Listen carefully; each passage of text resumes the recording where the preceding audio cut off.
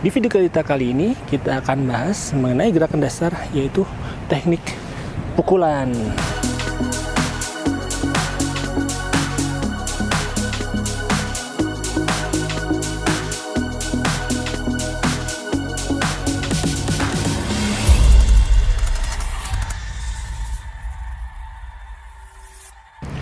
Assalamualaikum warahmatullahi wabarakatuh. Salam bela diri, salam pencaksilat. Alhamdulillah teman-teman, ketemu lagi kita di channel YouTube Fadli Bon Kava. Dan di video kita kali ini kita masih akan membahas mengenai gerakan dasar pencaksilat, yaitu teknik serangan. Namun kita akan lebih spesifik lagi membahas mengenai teknik serangan dengan tangan, yaitu teknik pukulan. Teman-teman, kalau kita membahas teknik dalam pencaksilat, jika dalam teknik belaan, maka teknik tangkisan adalah teknik yang paling banyak digunakan untuk membela diri. Maka dalam pencaksilat juga, teknik pukulan ini adalah teknik yang paling banyak digunakan dalam menyerang. Kenapa? Karena memang penggunaan tangan ini, baik dalam bertahan atau dalam menyerang, itu sudah menjadi naluri dari manusia. Terkadang mereka akan refleks menahan serangan, menangkis serangan, atau melakukan pukulan. Tapi jika naluri ini tidak dilatih, gerakannya itu banyak kelemahan. Misalnya seperti ini, kadang ada orang emosi, secara naluri akan mukul begini. Nah, gerakan pukulan yang seperti ini secara tujuan mungkin bisa menyakiti lawan. Tapi jika bagi orang-orang yang terlatih, teknik pukulan seperti ini, yang naluri seperti ini, itu banyak sekali kelemahannya yang bisa ditangkis ataupun dijadikan untuk menyerang balik yang melakukannya. Karena itu, meskipun secara naluri ini tuh banyak digunakan, maka teknik serangan, khususnya teknik pukulan dengan tangan ini, haruslah dilatih dengan baik dan benar agar efektivitasnya ketika dalam pertarungan ataupun pertandingan itu bisa maksimal. Sebelumnya kita pernah membahas mengenai teknik-teknik serangan dalam pencaksilat, yaitu ada teknik yang menggunakan kepala, ada yang menggunakan dengan tangan, ada yang menggunakan kaki. Nah, bagi teman-teman yang belum menyaksikan, bisa menyaksikan video mengenai teknik serangan dalam pencaksilat di linknya di atas ini atau di dalam kolom deskripsi. Itu sudah pernah kita bahas berbagai macam teknik serangan dalam pencaksilat. Dan di video kita kali ini kita akan mengkhususkan membahas mengenai serangan dalam pencaksilat, yaitu serangan tangan dengan tangan terkepal atau biasa kita sebut dengan pukulan. Sebelum kita bahas mengenai teknik pukulannya itu, ada dua hal yang perlu kita pahami dulu sebelum kita melakukan pukulan.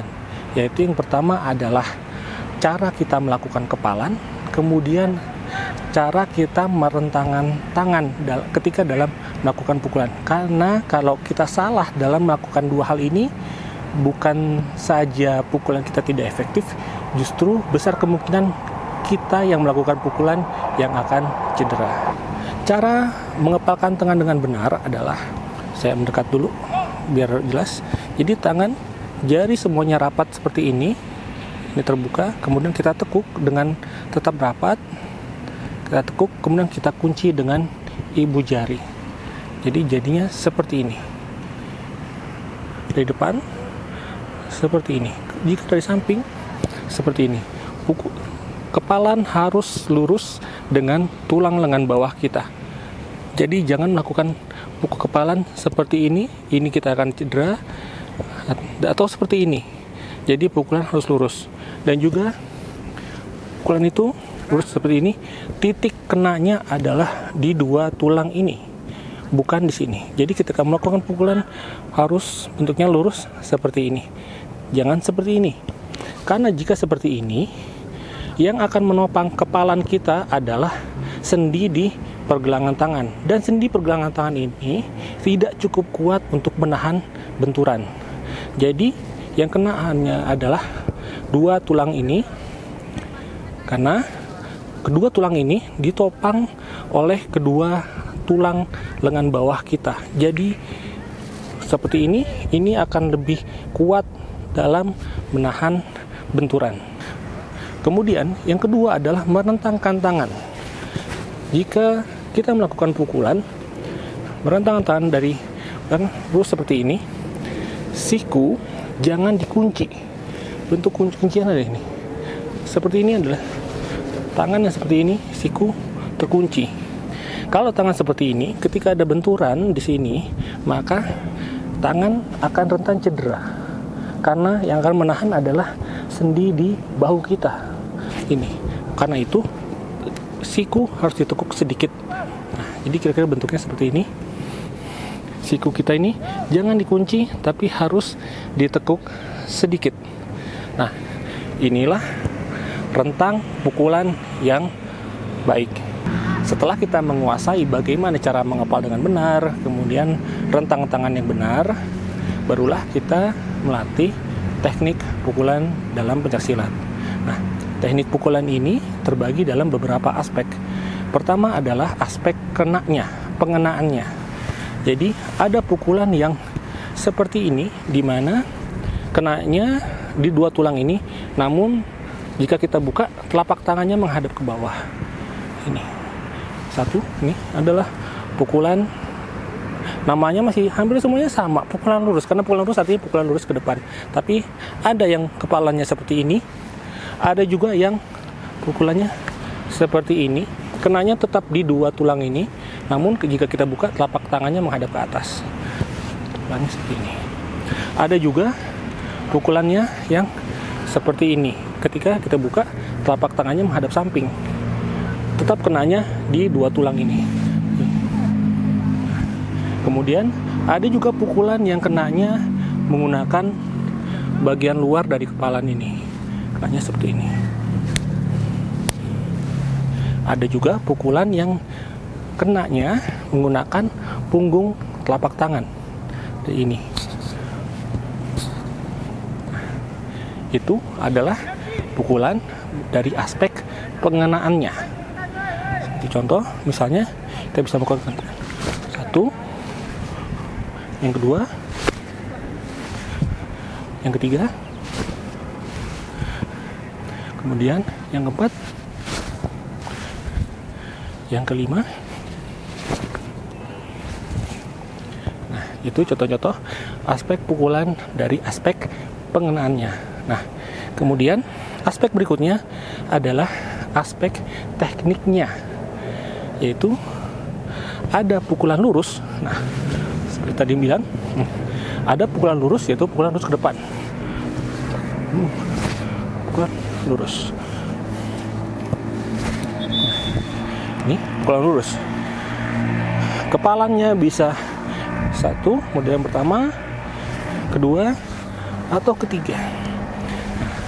Kemudian ada juga pukulan samping, yaitu kita memukul ke arah samping, yang mengena bisa bagian luar dari kepalan atau punggung telapak tangan. Dari sini, nah, bisa seperti itu. Nah, itu adalah pukulan samping. Kemudian ada juga teknik pukulan bandul, yaitu teknik pukulan mengayun dari bawah ke atas. Dari sini,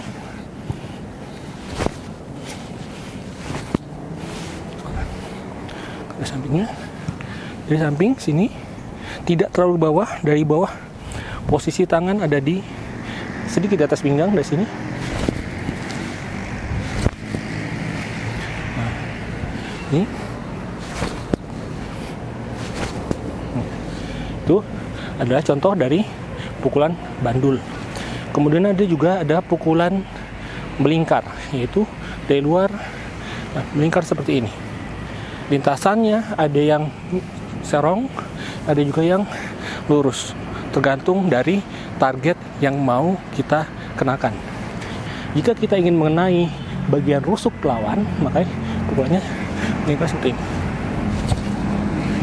Sini.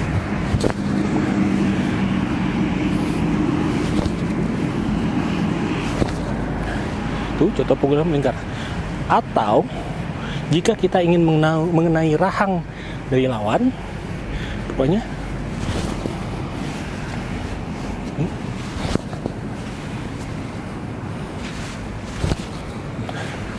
itu adalah contoh dari gerakan teknik pukulan melingkar. Setelah kita ketahui aspek-aspek dari pukulan, lalu bagaimana cara kita untuk melatih teknik pukulan itu. Sebagai latihan dasar, hampir sama dengan video kita sebelumnya, yaitu teknik tangkisan. Latihan pukulan sebagai dasar bisa kita latih dengan 3 cara. Yang pertama adalah kita fokus pada lintasan pukulan. Contoh seperti ini. Kita fokus pada lintasan pukulan. Bisa untuk perlahan-perlahan dulu seperti ini. Ya. Lintasan pukulan dari titik awal, ketika di tengah-tengah kita putar. Nah, seperti ini kita putar. Di tengah-tengah kita putar. Kalau tampak samping, di sini tangan tidak di bawah sini tapi agak ke atas, tidak di pinggang, agak ke atas di sini. Nah, ini adalah teknik cara melatih pukulan lurus dari lintasannya.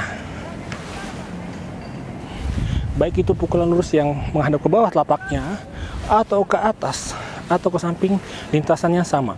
Di sini bisa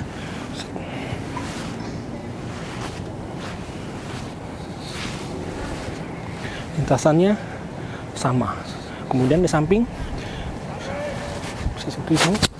Nah, lintasannya di sini, set, luruskan tangan, hop, tarik lagi. Lintasan pukulan samping, hop. Kemudian lintasan pukulan bendul dari sini, hop. Dari bawah sini lintasannya kita mengayun ke atas. Nah, ini lintasan pukulan bendul.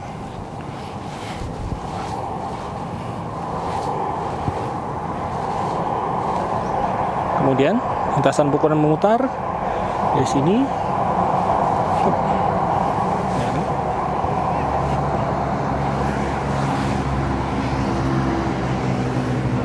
Itu adalah lintasan pukulan memutar.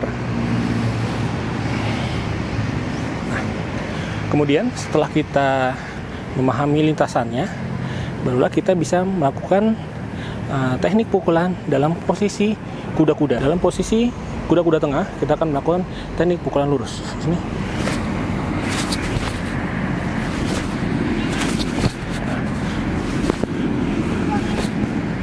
Atau dalam posisi kuda-kuda depan.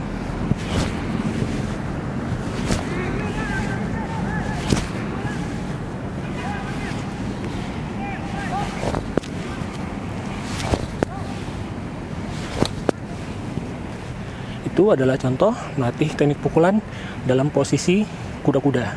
Yang ketiga, kita bisa melatih teknik pukulan menggunakan langkah.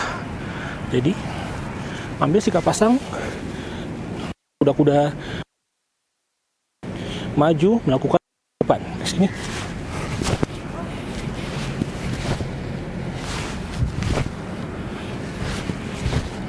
Itu contoh ketika kita melakukan teknik pukulan menggunakan langkah.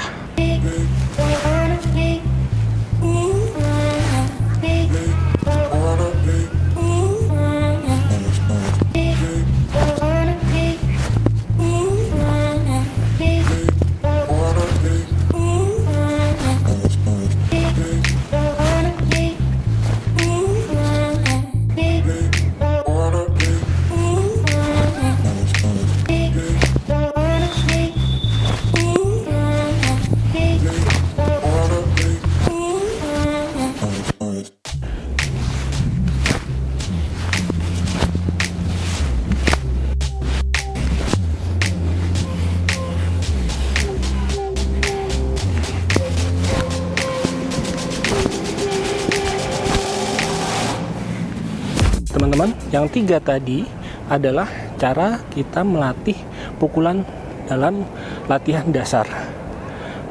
Dan latihan dasar ini akan bermanfaat untuk kita dalam melatih keakuratan lintasan, kemudian melatih postur kuda-kuda, kekuatan tubuh kuda-kuda, dan juga melatih koordinasi tubuh. Mengapa koordinasi tubuh itu penting? Karena ketika kita melakukan pukulan dalam silat, jadi yang kita gunakan itu tidak hanya otot tangan saja seperti ini. Jadi kita tidak memukul hanya seperti ini, tapi kita juga menggunakan koordinasi tubuh agar tenaga pukulan kita lebih bertenaga. Sebagai contoh, ketika kita memukul pukulan depan, dasarnya kita melakukan seperti ini. Ya. Nah, tapi kalau teman-teman perhatikan, di sini ada putaran pinggang. Nah, jadi tidak hanya begini kita melakukan pukulan, tapi kita melakukan pukulan kondisi.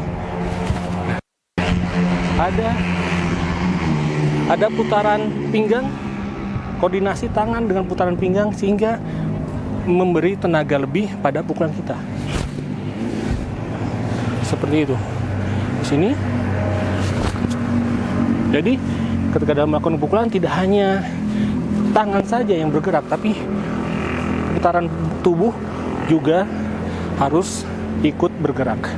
Dan itulah manfaat latihan dengan melangkah agar tercapai koordinasi antara pukulan dengan gerakan tubuh.